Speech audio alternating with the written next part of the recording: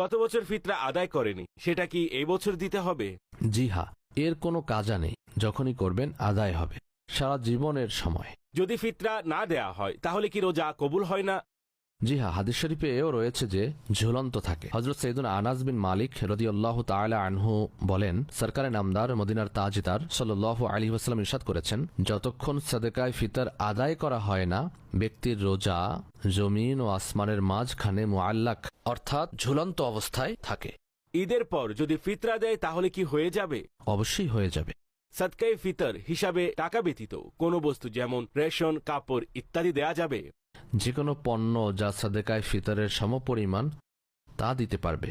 বোন অথবা ভাই গরিব হলে তাকে কি সাদকায়ে ফিতর দেয়া যাবে? যদি হকদার হয় তাহলে দিতে পারবে। আচ্ছা, মেয়ের বিয়ে হয়ে গিয়েছে, এখনো কি তার ফিতরা বাবাকে আদায় করতে হবে? সাবালকের ফিতরা পিতার উপর ওয়াজিব নয়, শুধু নাবালকের। যেহেতু বিবাহিত হয়ে অন্যের ঘরে আছে, সেহেতু দৃঢ় অনুমান তো এটাই যে সাবালিকা হয়ে গেছে। যদি আমরা অন্য কারো পক্ষে সাদকায়ে ফিতর আদায় করি, সেক্ষেত্রে তার অনুমতি নেওয়া আবশ্যক।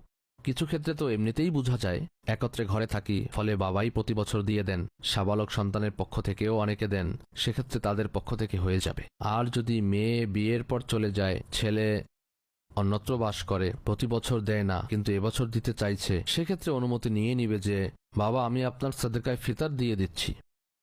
অনুমতি দিয়ে দিলে, হ্যাঁ বলে দিলে আদায় করতে পারবে। স্ত্রীর উপর সাদকায়ে ফিতর আছে কিন্তু স্বামীর উপর নেই, তো স্বামীর কি আবশ্যক স্ত্রীর সাদকায়ে ফিতর দেওয়া? জি না।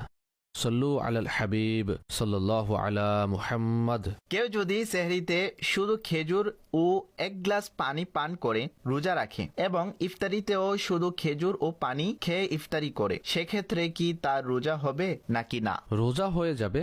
আর যদি দুর্বল হয়ে যায়, নামাজ না পড়তে পারে, সেক্ষেত্রে তো এমনটা না করা উচিত, বরং এতটুকু খাওয়া উচিত যেন নামাজ পড়তে পারে, অন্যান্য ইবাদতগুলো করতে পারে, হুকুকুল ইবাদের সাথে সংশ্লিষ্ট বিষয়গুলো, মা বাবার খিদমত, সন্তান সন্ততির সেবা, এগুলো করা যায়, এতটুকু খাবার গ্রহণ করতে হবে।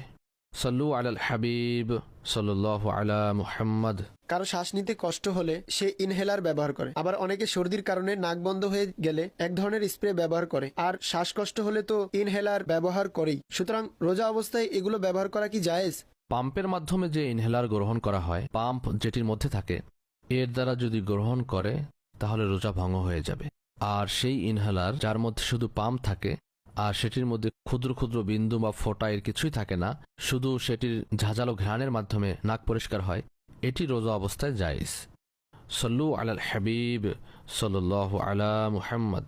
खुदा भीति यार इश्क़े मुस्ताफा, इल्मो আমল শুদ্ধির প্রচেষ্টা, শরীয়ত তরিকাতের চিন্তাধারা, এসবের সমষ্টি মদনী মুজাকরা।